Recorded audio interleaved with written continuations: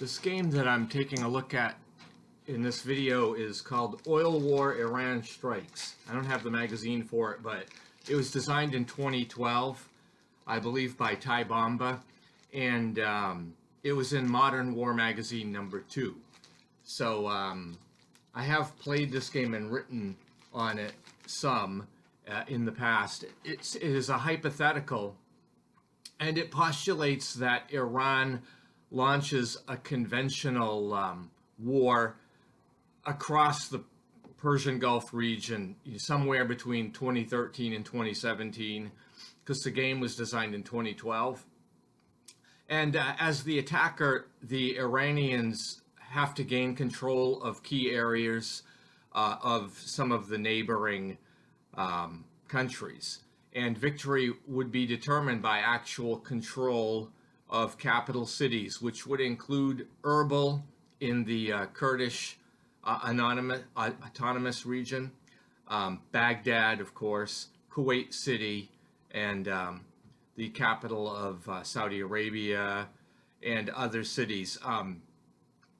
Initially, Iran would need 4 of these cities to win the game, and however, that can change through the course of the game based on player actions, which can have consequences. Plus, there is a random events table that is on the bell curve, so you roll 2d6, so some events are more likely than others. And the Iranians will have the advantage in the opening because they're the attacker, and their movement and combat capabilities are going to be at their peak at the beginning of the game, but they wane as operations go forth. So I think there are 10 turns in the game. They're not really described as a set amount of time, but I will look at some of the details that came about during my playthrough. So on turn 1, I've got to get right out of the gate with the Iranians while they are at their peak. So in this first picture, you can see an attack by the Basij. They are the white units in with the green lettering on it, and they are attacking a base at Erbil, which is in the Kurdish region. This is the capital of the Kurdish region, and you have what appears to be a U.S. unit there. That is actually a base, and it is a private security unit, but it is made up of former U.S., NATO, and South African security specialists.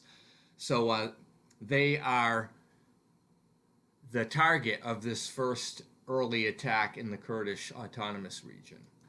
What you see in the picture is the aftermath of an attack, and it resulted in a bloodbath.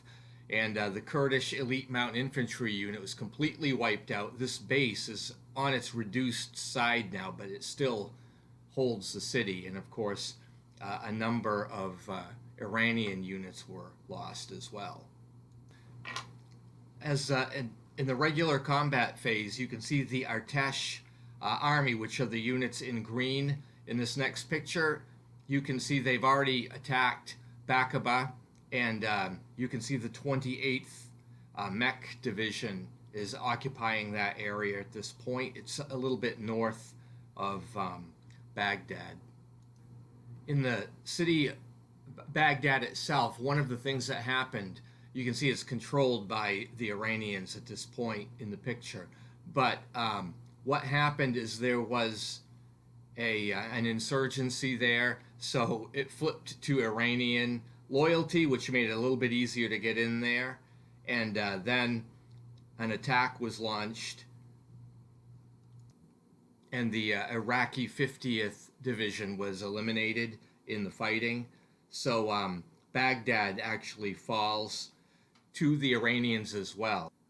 So Iran's up to 2 victory points at this early stage. During the coalition's part of the turn, the American aircraft strike, and you can see in the picture here, the Revolutionary Guard Corps' 30th Tank Division gets hit by American aircraft, and it's wiped out. Overall, though, the Americans don't have very many units in play yet, but they do have a heavy brigade combat team in Kuwait City, but that unit's just in place there. The Marines are still out to sea. And then I go to the random events phase, and this can sometimes have major effects, but in this case, the event is the United States reinforcement effort falters. So there won't be any U.S. reinforcements this turn, but 3 of the Basij units that were eliminated earlier for the Iranians are recycled onto the turn record track, and so they'll be mass mobilized later on. They return randomly on a die roll, whether it's in 1 turn, 2 turns, or 3 turns. And then I had the Iranians also release some reserves into play, and also the Saudis get some reinforcements, but they won't have any reinforcements for the rest of the campaign.